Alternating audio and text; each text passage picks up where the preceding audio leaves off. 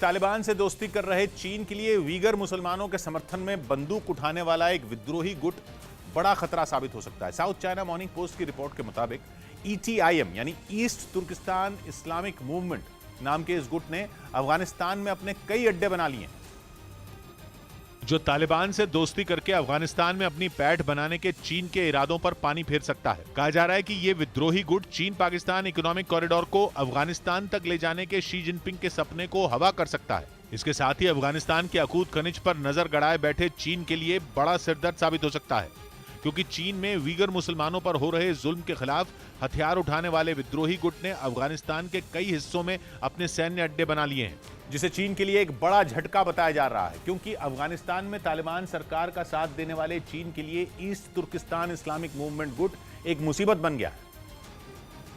और ऐसा इसलिए क्योंकि इस विद्रोही गुट ने चीन में वीगर मुसलमानों पर हो रहे अत्याचार का जवाब देने की तैयारी कर ली है। चीन खुद कई बार ये आरोप लगा चुका है कि ईटीआईएम के विद्रोही उसके शिनजियांग प्रांत में हमले करते हैं और फिर अफगानिस्तान में जाकर छिप जाते हैं। चीन पर आरोप है कि उसने शिनजियांग प्रांत में ही कई डिटेंशन कैंप बना रखे हैं, जिनमें वीगर मुसलमानों को रखकर बेहिसाब जुल्म किए जाते हैं। कहा जाता है कि चीन के शिनजियांग प्रांत में 10 लाख से ज्यादा मुसलमानों को डिटेंशन सेंटरों में रखा गया है। चीन पर हमेशा ये आरोप लगते रहे हैं कि वीगर मुसलमानों की बहुत बड़ी आबादी वाले शिनजियांग प्रांत में उसने मानवाधिकारों की धज्जियां उड़ा रखी हैं, लेकिन चीन ने हमेशा इन आरोपों को नकार दिया।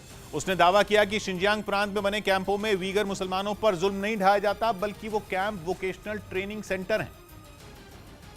लेकिन अफगानिस्तान में अपना पैर पसार रहे ईटीआईएम के लड़ाके चीन पर भरोसा नहीं करते।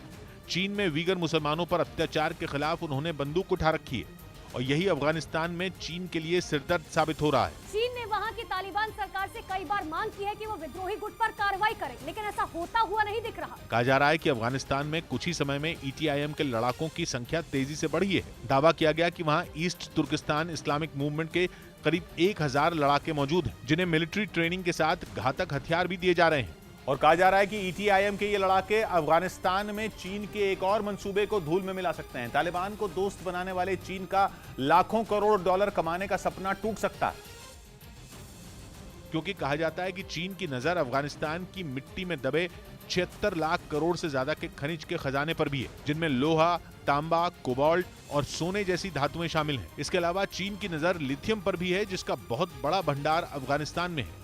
इस धातु की इस वक्त पूरी दुनिया में बड़ी डिमांड है, क्योंकि लिथियम का इस्तेमाल लैपटॉप और मोबाइल की बैटरियों में होता है, और चीन दुनिया में इस्तेमाल होने वाली लिथियम बैटरी के उत्पादन में नंबर 1 है। यानी अगर वीगर मुसलमानों के समर्थन वाला गुट चीन के खिलाफ इसी तरह मजबूत होता रहा, तो अफगानिस्तान का फायदा उठाने के चीन के पैंतरे फेल भी हो सकते हैं।